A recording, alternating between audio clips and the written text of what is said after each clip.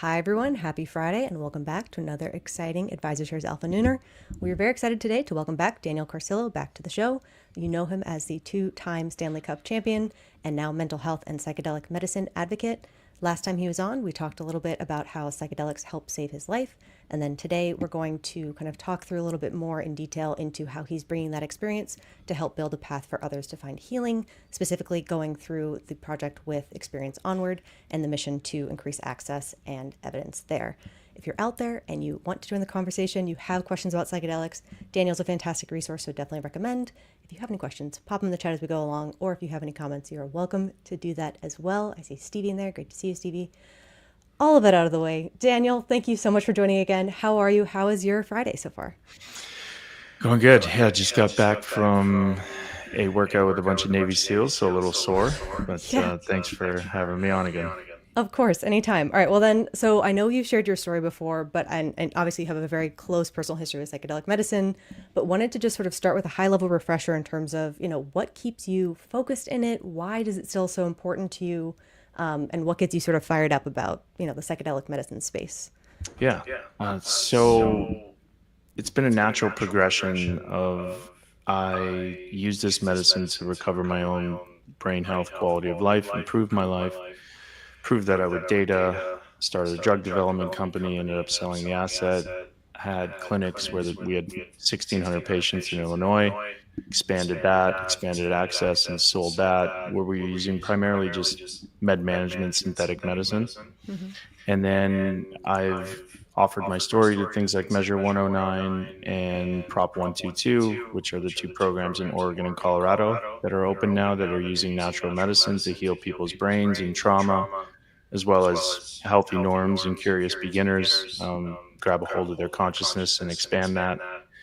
And this industry just interests me because the tools that we have that are actually prescribed by doctors don't seem to work more than 7 to 6% of the time. Mm-hmm. And so what's being validated through the FDA specifically with these mushrooms is really exciting, as it, looks to be regenerating the brain, helping people get back from concussions when they've been told to just live a new normal, and helping stop the progression of some neurodegenerative diseases. So it's just exciting to be at the forefront of trying to help improve somebody's life. Yeah, important healing. And I think definitely having obviously the impact in your own life and being able to see that in others is important. But I also imagine it must be a little bit exciting that even though we've come a really far way in psychedelic medicine, it does feel like we're kind of at the beginning in some ways in terms of really unlocking the potential, sort of reflecting back, when you started sort of getting into the psychedelic element and finding the data that really helped you change your life, high level, how have things kind of changed in terms of psychedelics and psychedelic medicine and sort of openness around that? Yeah. So when I started looking, it was back in 2015, and there was maybe a handful of studies. Now we have two companies with FDA breakthrough therapy designation, and we also have over 134 FDA approved clinical trials using one substance for over 50 indications, an indication being depression or anxiety or concussion. Mm-hmm. We have Johns Hopkins that started their studies back in 2006, and now they have over 150 peer-reviewed studies and cited studies. We have NYU Langone, you have Harvard, you have Imperial College of London, you have Stanford, Yale, that all have psychedelic centers. Mm-hmm. So the access and information is definitely increased, Mm-hmm. and you also have the know-how and the power to access this medicine through different types of systems. And the one that I am most excited about, because we are actively helping people today, is these adult therapeutic use programs. Yeah, well, I feel like that's the perfect time to turn to kind of what you're working on with Experience Onward. Can you kind of just set the table for anyone who's new, who's kind of learning about it, high level, what is it designed to do? What's the mission, and how does it, function ultimately? Sure. So Experience Onward operates in a regulated system. It's the first adult therapeutic use program that was voted in by voters in Oregon. It was Measure 109. It is a service center. We have a service center license that operates within this regulated system and 4 licenses. So we are holding one. There's a manufacturing license. So the medicine that we use is obviously clinically validated and it's a natural substance, but there's specific ways to grow it. And then that medicine goes to another license that is a testing facility. So we know exactly what's in the mushroom, any additives or adulterants, but also other tryptamines that, different mushrooms do different things. And then we have over 150 trained facilitators. Think of those as therapists or people that are just really well versed in preparing somebody, sitting with somebody, and then coaching them on the back end of integrating the lessons learned during the ceremony. And then, us as the service center, we're able to create the environment. We're able to influence the mindset of somebody coming in. We hire the facilitator. We purchase the mushrooms. We look at the lab tests. And that goes into this really regulated program that the OHA has given us. And we prepare people in a very responsible way because these medicines are powerful. Mm-hmm. And you want to make sure people are qualified the same way that they be qualified for an FDA-approved trial. And then we help people live. We create community. We are less of a, take this mushroom, come here and take this mushroom. And we're more of a 6 and 12-week program of giving people mindfulness practices pre and post, helping with nutrition and diet. And also exercise and movement is a big component to living a happy and fulfilling life. Yeah, definitely. I think taking that holistic view and kind of having that structure built in, I'm sure goes a long way. Obviously, I think, psilocybin can help push movement forward in terms of healing. But obviously having that longer support probably makes a big difference.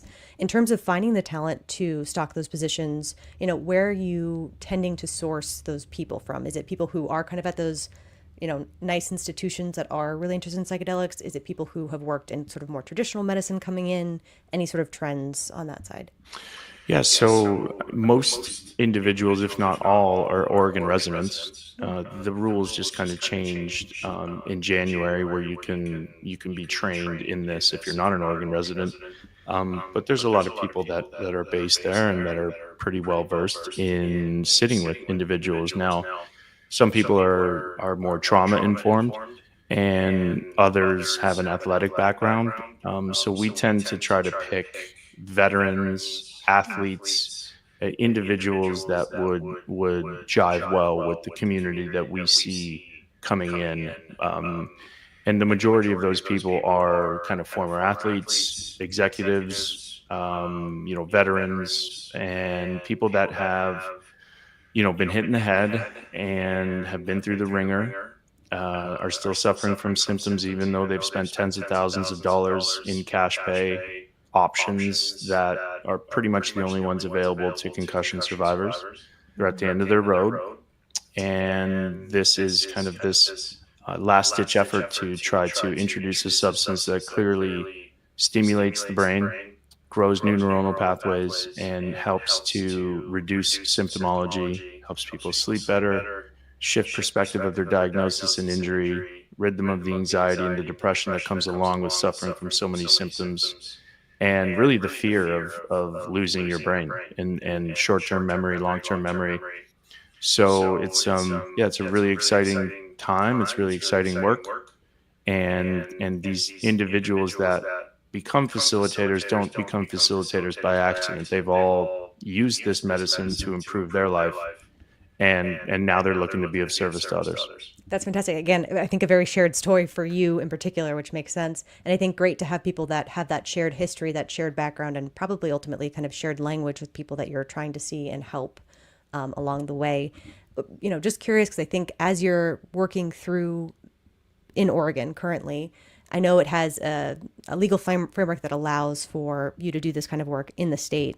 As or if other states kind of open up and allow for similar programs, is the goal or desire to try to spread this, around to other areas that can do it? What's sort of that that look like? Yeah.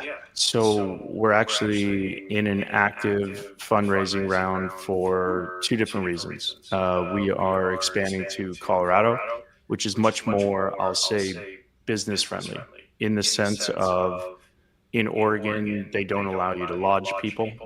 They you essentially can only operate in a kind of urban format where you have to house people outside of where you're actually doing the medicine. And Colorado is different, where we're looking to do everything on property. So from a commercial kitchen to learning about organic food to high heat sauna, cold plunge, these routines that go a long way to improving your life. Because again, as I mentioned, doing a mushroom can be a really positive cataclysmic event that can shift your perspective of your diagnosis, your injury, your life.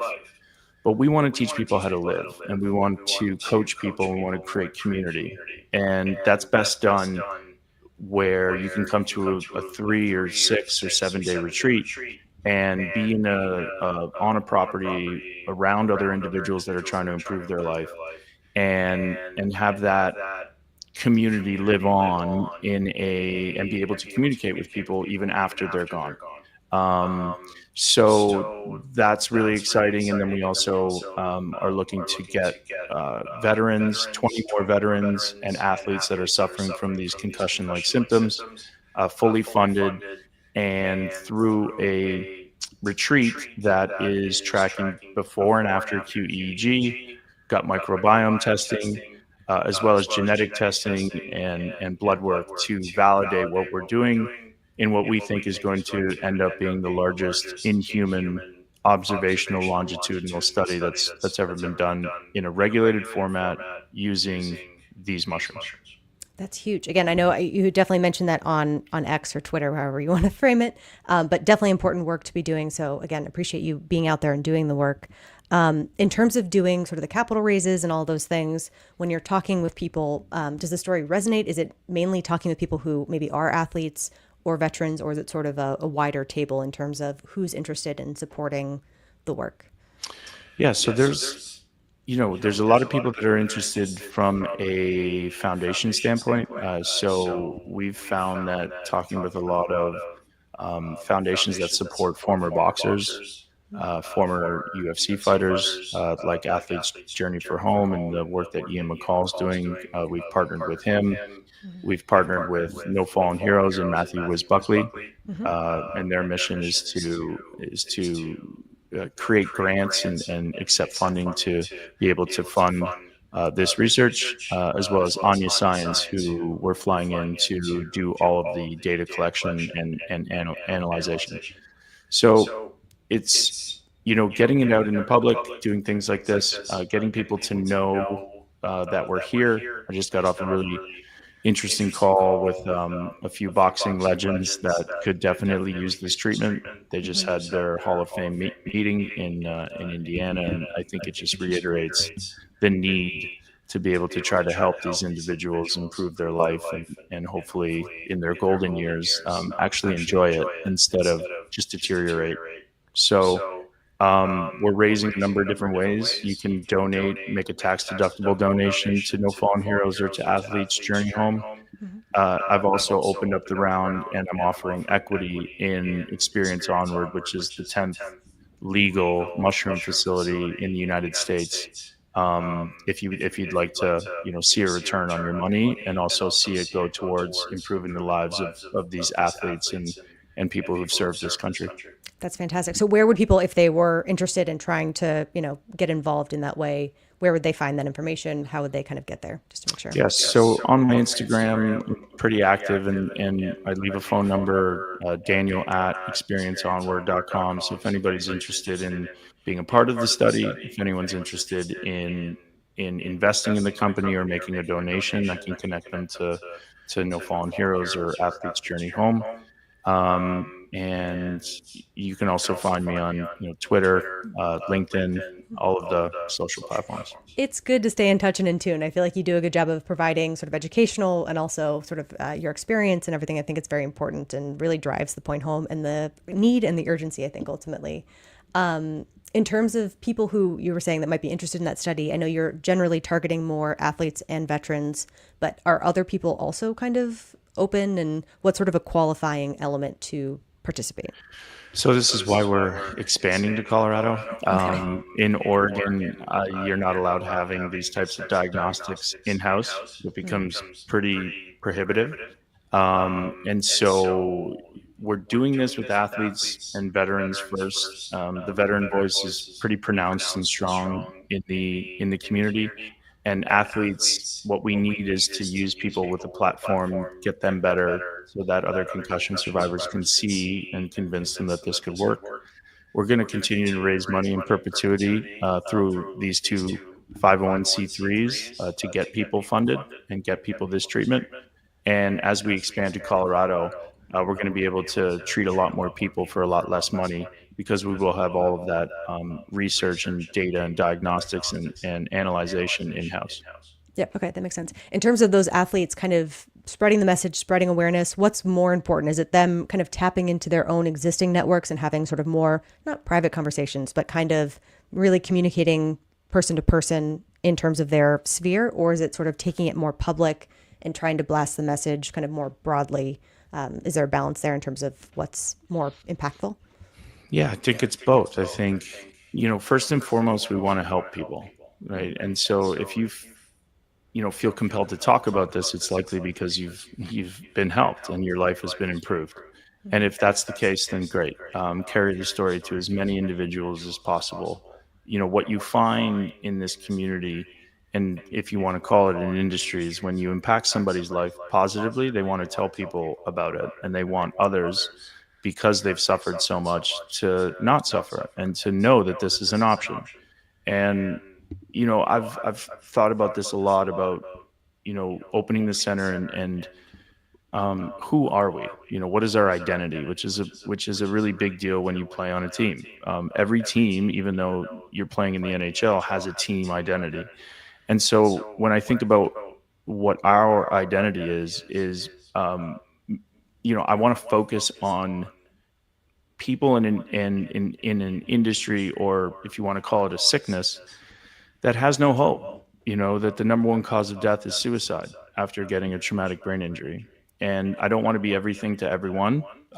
Like, some of the other centers are they don't really have a niche or like a voice. And so I just want to, focus on this.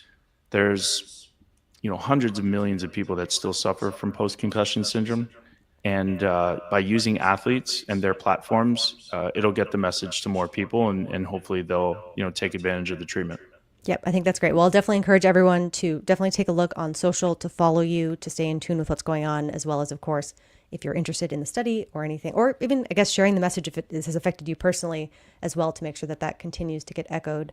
I did want to turn just sort of briefly to sort of the general overall landscape for psychedelics right now, especially maybe more kind of on the VA side of things, just because I think there have been some interesting changes this year.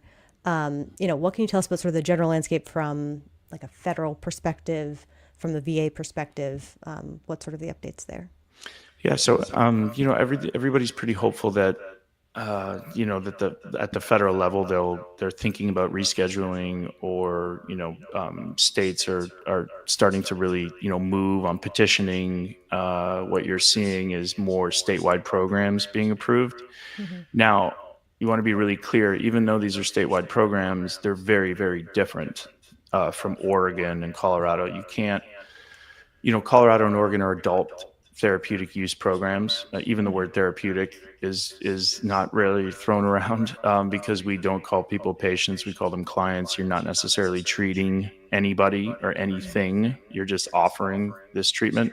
And that's very different with the bill that we saw get passed in New Mexico. That's very different than what's happening in Utah. And that's very different than what Iowa just proposed. So there are these medical programs that Utah is currently operating, but you have to go to a medical professional, and then a medical professional like a psychiatrist or some sort of MD has to administer this medicine. And I believe New Mexico is strictly for veterans. And a lot of these programs are now moving that way. And it's great that, veterans and people who have fought for this country are able to access this. It's going to be, from a cost perspective, to get a psychiatrist to like prescribe and then sit with you, it's going to drive the cost up. But it's nice to see that some of these states are looking at this wealth of information. How, psilocybin is the most studied and efficacious substance of the psychedelics out there. And it's just nice to, the states are really moving on expanding access federally. There's a couple different people in a couple different camps that say once this gets approved as a medicine, they'll have to deschedule it to like a Schedule 3, similar to what ketamine is. Um, you know, I am hopeful, but cannabis is still a Schedule 1, and you have an approved use for it in Marinol for synthetic THC that's FDA approved, and you have CBD, which is Epidiolex, that's approved for childhood seizures, believe it or not, and it still remains a Schedule 1. So, it's good to be hopeful, but it's also good to be realistic.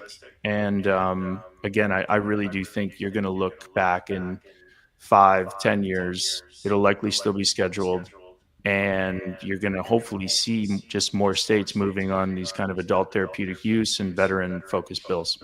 That's fantastic. I do know sort of recent news that I think was last week was the VA secretary, I think, had made a comment more about sort of embracing psychedelics for medicine in general. What impact does that have? Does that mean anything? Or is it still, again, sort of the state story ultimately for psychedelic medicine? Well, some of his comments go towards like more research needs to be done, right? And Okay. so we have these kind of regulated programs, but we use like a full spectrum medicine. And we all know that a full spectrum medicine can never make it through the FDA, especially a medicine that is so tied to with, talk therapy and psychotherapy. So when I read through those comments, I think what he's referring to is more studies like, the one that Rachel Yehuda did with MDMA through like an FDA approved context, with DEA licenses and those sorts of things. I think they're probably looking at maybe Compass or some of the FDA approved trials that are going through with psilocybin to see how it's affecting, PTSD and those sorts of things. It would be amazing if, the VA, the NHL, the NHLPA, the NFLPA, these kind of unions where they know a lot of their guys are suffering, they know that there's these kind of regulated programs that are open.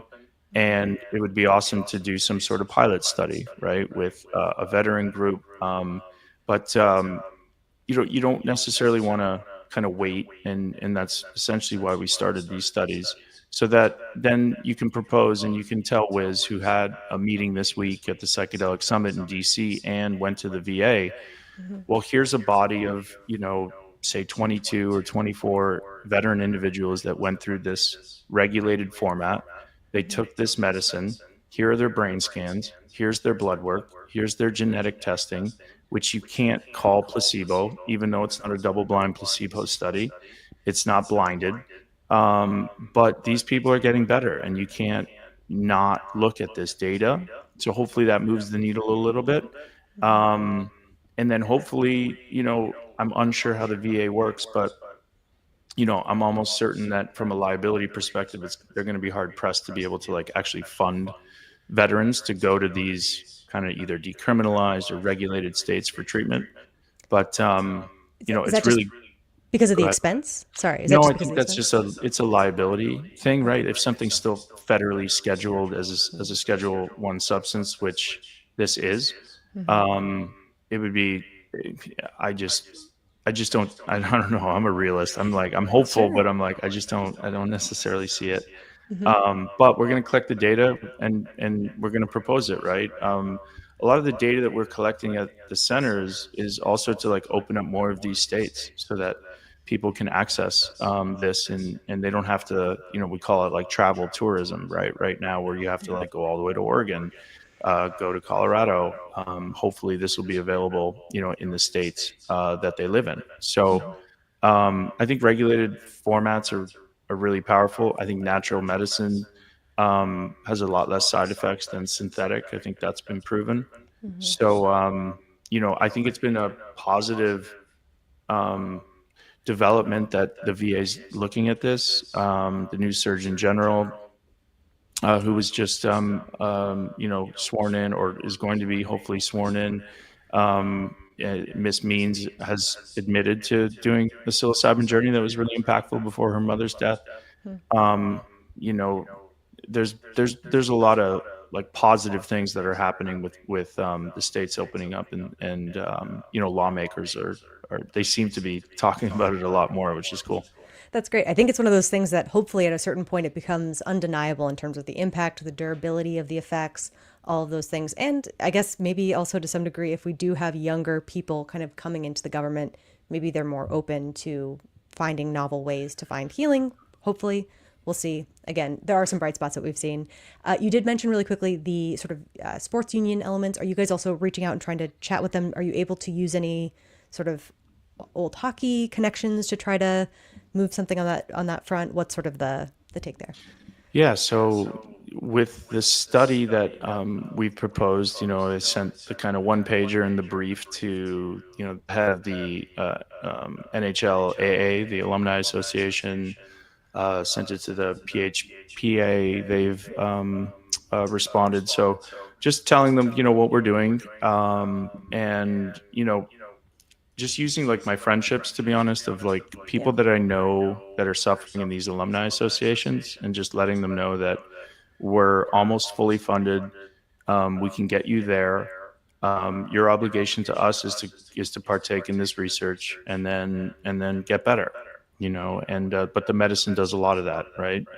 And also the psychotherapy and the coaching aspect afterwards. So people are really receptive, and you know these unions, again, and these big corporations, it all goes back to liability, right? Like they're always going to kind of give you an excuse of, well, it's a Schedule One, even though it's legal in the state that we're doing it in.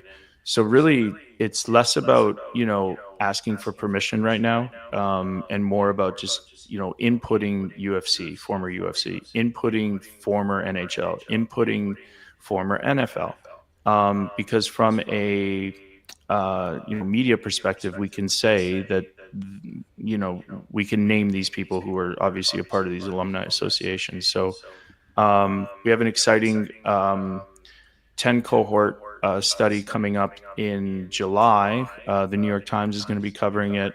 The Players Tribune is thinking of covering it, and so yeah, we're really excited about moving forward with our next cohort. That's fantastic. It just seems like one of those things that the momentum just builds on itself in terms of, having those advocates, having those vocal people who have been suffering and are able to really bring forward, their stories of healing. So I think that's very important. And again, definitely want to say I appreciate you doing the work there, because I know it is difficult. It takes a lot of time. It takes a lot of effort. But again, is ultimately very important and makes a real impact on a ton of people's lives. So Yeah. appreciate that on that It front. what takes a lot of time is like trying to convince people that this, like, to be a part of it somehow, right? Like, Really? yeah, like, so if I waited here to try to convince the NHLPA and the new CTE committee that they're not meeting until July, I'm sure their medical director, who I've spoken to 2 or 3 years ago, will say, "Well, this isn't an FDA-approved medicine, so we can't get behind it, and it's schedulally, like, federally illegal." Yeah. You kind of know what's going to happen already. So instead of waiting, just do it yourself, and go raise the money and go track the data the same way that an FDA trial would, and then present it, and then do it again, do it again, and do it again. Yep. No, don't take no for an answer and keep kind of pushing through and yeah, making sure the voice gets heard and the data speaks for itself. I think ultimately that's For fantastic. sure. All right. Well, then sort of to wrap things up, what's like sort of the one thing that you would want veterans, athletes, or anyone kind of struggling with similar issues related to either being an athlete or a veteran to know today? What would be something that would sort of help them connect? What would be important for them to hear? Yeah, that's a great question. If anybody's listening to this and you've been told by a medical professional that you need to live a new normal, which is pretty typical with concussion, and you've been through the ringer and you've spent tens of thousands of dollars on these cash pay treatments that haven't worked, I say to you, and I will, in the next coming days, put a deck up that can back up what I'm saying, is that we use this clinically validated substance that has been shown to regrow new neuronal pathways in the brain, increase free testosterone levels by over 800% over the 34 people that have been through the center already that we've tested. And that has implications on brain fog, brain fatigue, short-term, long-term memory loss. It helps with slurred speech and headaches.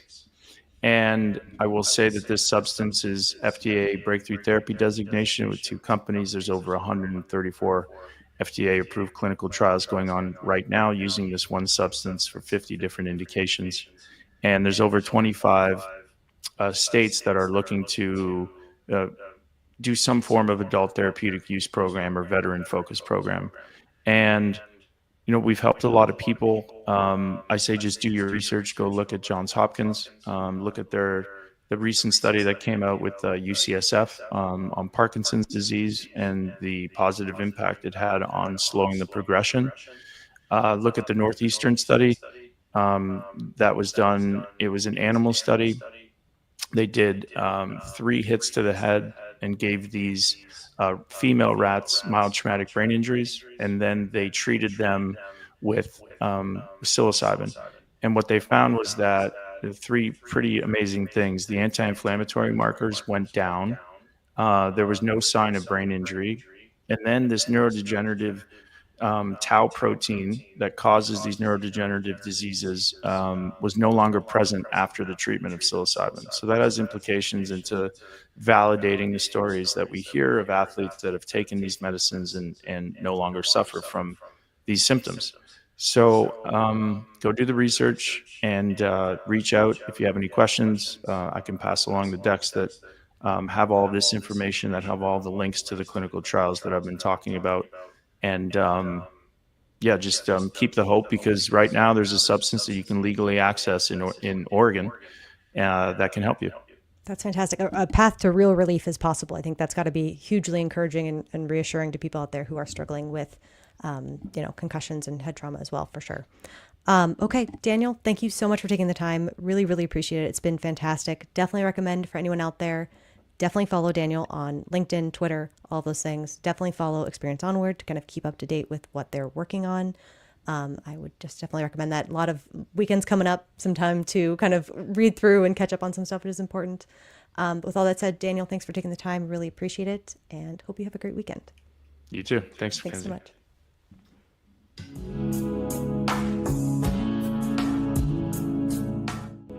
Before investing, carefully consider the investment objectives, risks, charges, and expenses found in the prospectus, available at AdvisorShares.com.